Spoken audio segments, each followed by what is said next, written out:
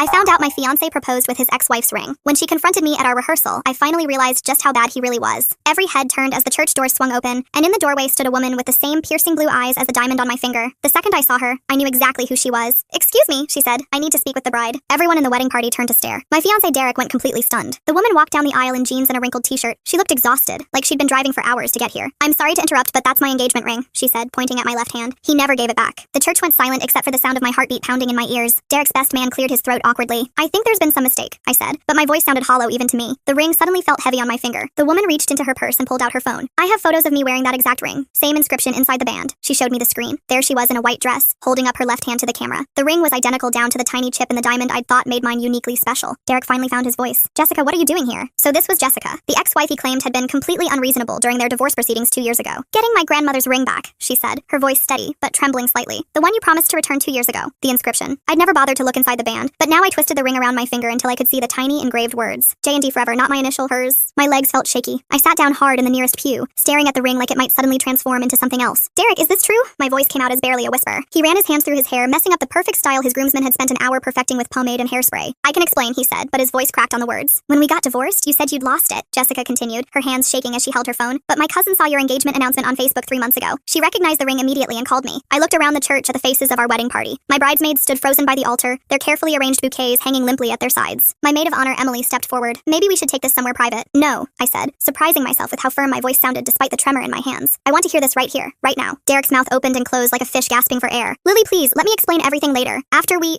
what? Get married?" My voice was getting louder, echoing off the stone walls. "Explain what? That you proposed to me with another woman's ring?" Jessica pulled out a manila envelope from her oversized purse. "I brought the original receipt and some family photos. My grandmother bought this ring in 1952 when my grandfather proposed. It's been in my family for 3 generations." She handed me a yellowed piece of paper with faded blue ink. The date was from 71 years ago, the description matching my ring perfectly. 1 platinum solitaire engagement ring, 1 carat diamond, Art Deco setting. "This is the only thing I have left of her," Jessica said softly, her voice breaking. "She died when I was 16, and she left this ring to me specifically in her will." I started pulling the ring off my finger. It stuck a little at the knuckle, like it didn't want to let go after 8 months of believing it belonged to me. "Lily, stop," Derek said, reaching for my hand. "We can work this out. We can figure something else out." I jerked away from him, my skin crawling where he'd touched me. "Work what out? You stole your ex-wife's family heirloom and gave it to me like it was yours to give." The ring came free with a small pop. I held it out to Jessica, who took it with shaking hands and immediately slipped it onto her own finger. "Thank you," she whispered, tears streaming down her face. "You have no idea what this means to me. I thought it was gone forever." Derek was pacing now, his expensive dress shoes clicking frantically on the marble floor. "This is insane. The ring is mine. I paid for the wedding. I paid for everything during our marriage." "With what money?" Jessica shot back, her voice stronger now that she had her ring back. "You were unemployed for 6 months when we got married. You moved into my apartment, drove my car. My grandmother gave me this ring when I turned 18, years before I even met you. I felt like I was watching this happen to someone else. Like I was floating above the church, looking down at this complete disaster unfolding in real time." "How long have you been planning to get it back?" I asked Jessica, my voice sounding strange and distant to my own ears. "I hired a lawyer 6 months ago when Derek stopped responding to my emails and letters. But when I saw the engagement photos on social media, I knew I had to try talking to you first. Woman to woman. 6 months. Derek had proposed to me 8 months ago on a beach in Santa Monica, which meant Jessica had been looking for this ring since before we'd even started planning our wedding. You've been trying to contact him about this since before he even proposed to me." Jessica nodded, wiping her nose with a tissue from her purse. "I sent him letters, emails, even tried calling his work. He blocked my number and had his assistant tell me he'd moved and left no forwarding address. My wedding was supposed to start in 18 hours. 200 guests had flown in from across the country. The reception hall was decorated with white roses and fairy lights. The photographer had already been paid half her fee. I need some air," I said, walking toward the church exit on unsteady legs. Emily followed me outside into the parking lot. "Lily, wait, just breathe for a second." The late afternoon sun was bright after the dim church interior. Cars belonging to wedding party members who'd come early for rehearsal filled the lot. Derek's BMW was parked right next to my Honda, like a symbol of how intertwined our lives had become. "This explains so much," I said, more to myself than to Emily. Pieces of a puzzle I hadn't even known existed suddenly clicking into place. "What do you mean?" I thought about all the times Derek had been evasive about the ring, how he'd gotten genuinely angry when I'd suggested having it appraised for our homeowner's insurance policy. He never wanted me to take it to a jeweler. Every time I mentioned getting it sized or cleaned, he'd change the subject or say it would be too expensive to insure properly. Emily pulled a pack of cigarettes from her clutch purse. She'd quit smoking 3 years ago after her father's lung cancer diagnosis, but apparently this qualified as a 5-alarm emergency. "What are you going to do?" I didn't have an answer. My phone was buzzing constantly with texts from family members asking about rehearsal dinner details, parking instructions, and whether they should wear jackets to the ceremony tomorrow. Derek came outside 20 minutes later, after Jessica had gotten back in her car and driven away. His tie was loosened and his hair looked like he'd been pulling at it. "We need to talk," he said, his cologne mixing with the smell of cigarette smoke from Emily's emergency smoke break. I was sitting on the church steps, still in my navy rehearsal dress but with my heels kicked off beside me on the concrete. "I'm listening. It's not what you think. I was going to tell you eventually." "When? After we were married? After our first anniversary? When exactly were you planning to mention that my engagement ring belongs to your ex-wife?" Derek sat down next to me, careful not to wrinkle his expensive tuxedo. "I bought you a new ring. It's at home in my sock drawer, in the back behind my gym socks." This was news to me. In 8 months of living together, I'd never seen another engagement ring. "What?" "I ordered a replacement 2 months ago from the same jeweler who made Jessica's grandmother's ring originally. I was going to switch them out before the wedding so she could have the original back." I stared at him, my brain struggling to process what he was telling me. So you were planning to give Jessica back a fake? No, the new one is exactly the same style, same setting, same everything. She would never have known the difference. It's not like she looks at jewelry catalogs for fun. The casual way he said it made my stomach turn. Like Jessica's feelings didn't matter at all. Like her grandmother's memory was just an inconvenience to be managed. Derek, that ring belonged to her grandmother. It's irreplaceable. It has sentimental value that has nothing to do with how much it cost or what it looks like. It's just jewelry, Lily. A chunk of metal and carbon. It doesn't change how I feel about you or how much I love you. I looked at my bare ring finger. The skin was pale where the band had been for 8 months, leaving a ghostly reminder of the lie I'd been wearing. If it's just jewelry, why didn't you buy me my own ring from the beginning? Why go through this elaborate deception? Derek was quiet for a long moment, staring at his hands. I couldn't afford what you deserved. You grew up with nice things. Your parents have money. I wanted to give you something beautiful, something worthy of you. So you stole it. I didn't steal it. It was part of our marital assets when we divorced. My lawyer said I was entitled to half of everything. I pulled out my phone and Googled family heirloom divorce law, while Derek watched nervously. The results made his legal situation crystal clear. Actually, gifts from family members received before marriage usually stay with the original recipient. I read from the screen, especially items with sentimental value like jewelry passed down through generations. Derek's face fell as I continued reading. It says here that inherited items are typically considered separate property unless they were explicitly gifted to both spouses. You're taking her side? I'm taking the side of basic honesty and human decency, something you apparently don't understand. Emily was on her 3rd cigarette watching us from across the parking lot. She gave me a subtle thumbs up when she saw me looking, and I felt grateful to have at least one person in my corner. What do you want me to do, Lily? Cancel our entire wedding over a ring? Disappoint 200 people? Lose all our deposits? Throw away 2 years together?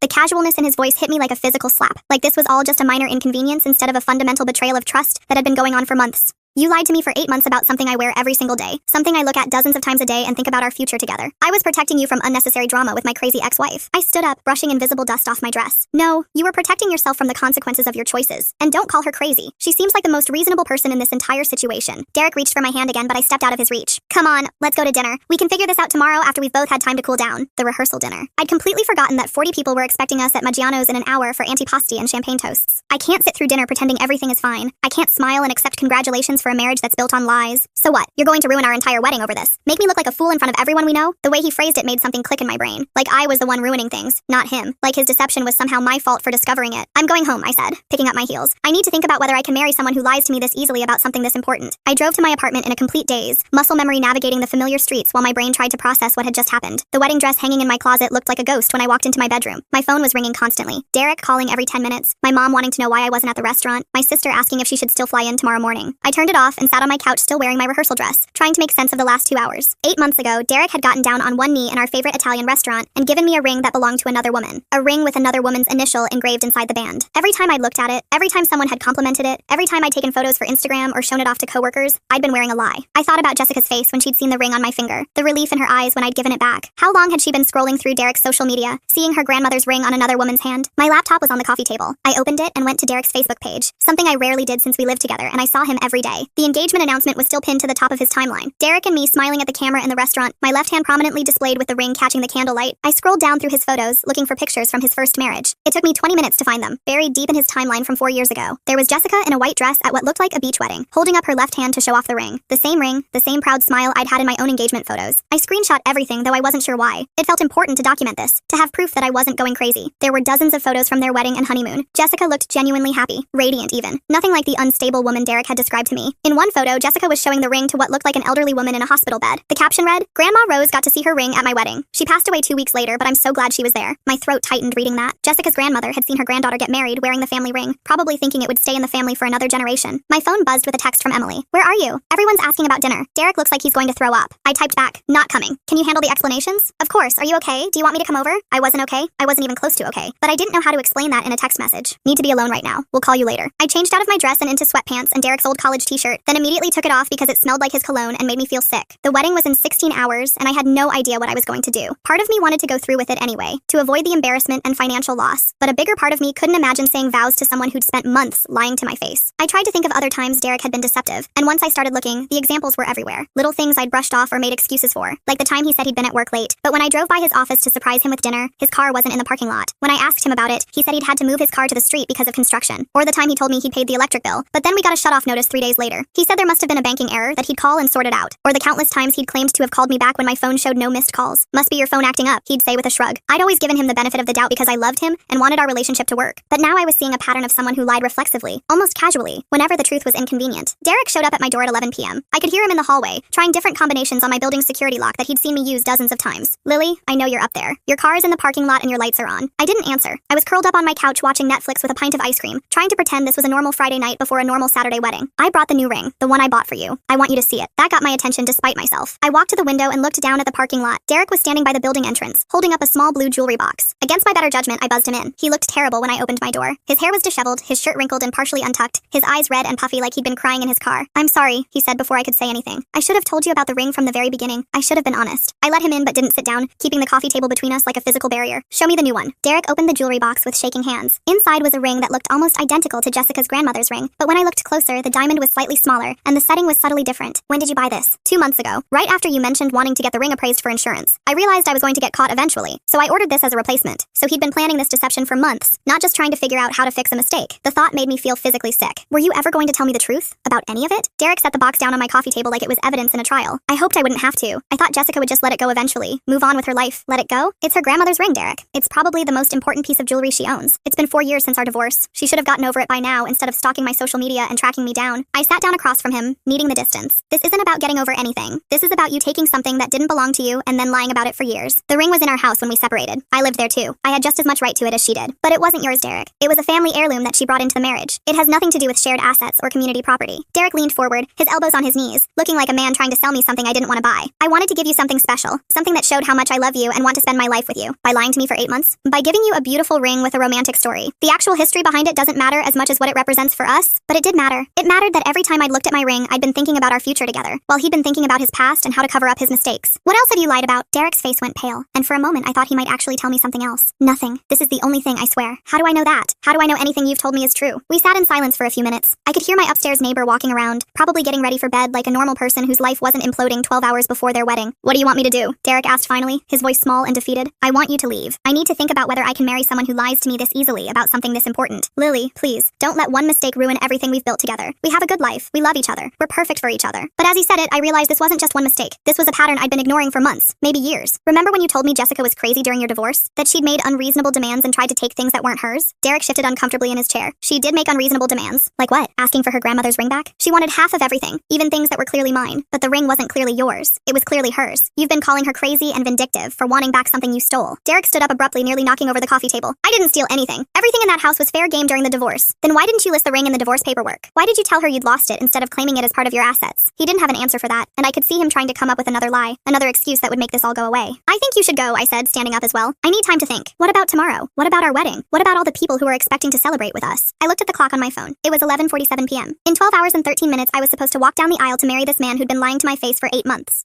"I don't know." Derek picked up the jewelry box with the new ring, holding it like a peace offering. "Can I at least leave this here, in case you change your mind?" I nodded, though I couldn't imagine putting on another engagement ring from him, not after everything that had happened tonight. After he left, I called Emily even though it was almost midnight. She answered on the first ring like she'd been waiting for my call. "How was dinner?" I asked, needing to hear about something normal and predictable. Awkward as hell. Derek kept checking his phone every 5 minutes and barely touched his food. "Your mom asked me 3 times if you were really okay, and I could tell she didn't believe the food poisoning story." "What did you tell everyone? That you had a stomach bug and would hopefully be better by tomorrow?" "But Lily, people are starting to ask questions. Your dad looked really worried." I laughed despite everything. A slightly hysterical sound. "Food poisoning? That's actually pretty creative. Are you going to go through with it? The wedding?" I looked at the jewelry box Derek had left on my coffee table, sitting there like a symbol of everything wrong with our relationship. "I have no idea. What does your gut tell you?" My gut told me that marrying Derek would be the biggest mistake of my life, but my gut had also told me he was perfect for me for the past 2 years, so I wasn't sure I trusted it anymore. I'm not sure I trust my gut anymore. It's been wrong about Derek for 2 years straight. Emily was quiet for a moment, and I could hear her moving around her apartment, probably getting ready for bed. Maybe your gut was trying to tell you something all along, but you weren't ready to listen. That hit me harder than I expected. How many times had I felt uneasy about Derek's explanations